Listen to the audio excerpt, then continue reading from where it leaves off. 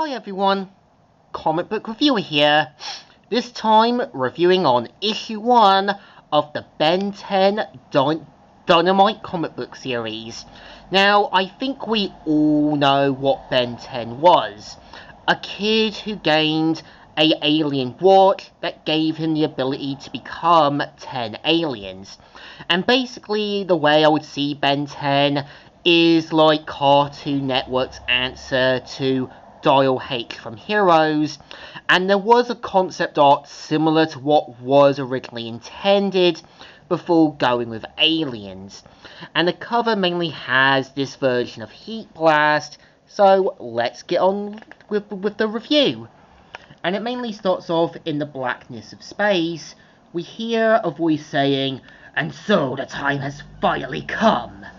The time when the ultimate will to power meets its final cosmic destiny." And here we've got the Dynamite version of Vilgax, who, much like his 2005 counterpart, seeks to gain the Omnitrix, which of course is heading to Earth. And right away we are introduced to Max, Ben, and Gwen Tennyson. The only difference is Gwen is meant to be a bit more into alien conspiracy theories, and making Gwen a bit of this one person that you know who has a bit of these crackpot theories, a little bit of this oddball. But I think what made Gwen work in the original cartoon, she was a bit of a smartass, but she was a little bit of a foil to Ben, or a bit of the voice of reason. And we see right away Max saying, "If we get up early enough tomorrow, we can make Mount Rushmore by noon. What do you think?" And this is where obviously Max in this version is a little more stricter. He's trying to get the kids a little off their sort of computers and tablets, and trying to get them to enjoy the whole trip of basically America. And right away, we kind of see how it's sort of suggested from Gwen's talk that Ben's parents might be going through a divorce. And we kind of see how, obviously, from Ben's perspective, that he feels like he's just been kind of rejected. And right away, we see how Max tries to go sort of get Ben to see reason. And obviously, I don't mind this idea, like Ben's parents getting a divorce, because it does add a feel that Ben obviously does not want to be reminded and not acting on his emotions.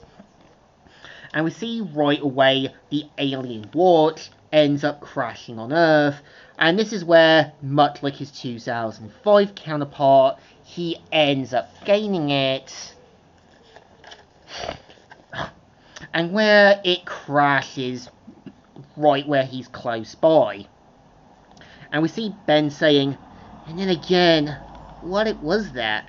And how come I feel so weird?" And we see right away that the Omnitrix comes on Ben's arm, but it's sort of suggested that it's kind of like a sort of symbiote of sorts, and leeches right on his arm.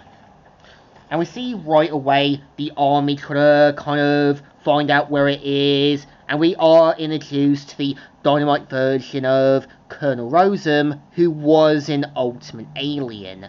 And this is where Ben is trying to hide from the army, and Max trying to look for basically Ben. And this seems to suggest from Max's dialogue that obviously he knows something's happening, and we see how Gwen is trying to hold down the fort at the Rust Bucket. And this is where Ben comes face to face with a robotic bear who was in the Ben 10 reboot. And Ben saying, "Hey, now don't, no, this thing is gonna, wait, what the?" And we see right away Ben turning into forearms, and him saying, "To me, my whole body feels different. Oh no, what the?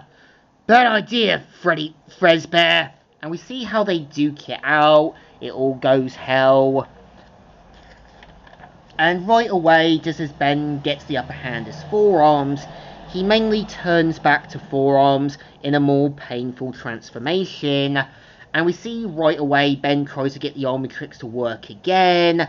And this is where he turns into Heat Blast, saying, "Whoa. What's this now? What happened to the big freak with all the arms. Am I on fire? Wait a sec. And we see, obviously, Ben figuring out how to use Heat Blast. And Heat Blast saying, don't blame you for busting out there. This is too crazy. Not to mention too dangerous. And we see right away Heat Blast having to hide from the military. And this is where, obviously, Gwen tries to get Max to sort of answer his phone. And obviously, this also does confirm that Max knows, obviously, what's happening. And right away, on Vilgax's ship, he's known where the Omnitrix is, setting up the events to the series in motion. And this is the story. So I think here, the first issue of the Ben 10 Dynamite comics are okay, but it obviously knows it has to be a clean slate, something different, and stepping away from the whole kid-friendly Ben 10 series that was the original one, but being of a more slightly mature, but more kind of slightly grounded storyline.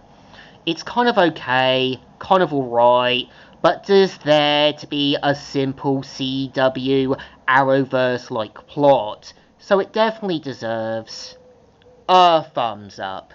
Kind of alright, kind of okay, but does there to be something for Ben 10 fans or people who grew up with the original cartoon? So, Comic Reviewer here, signing out.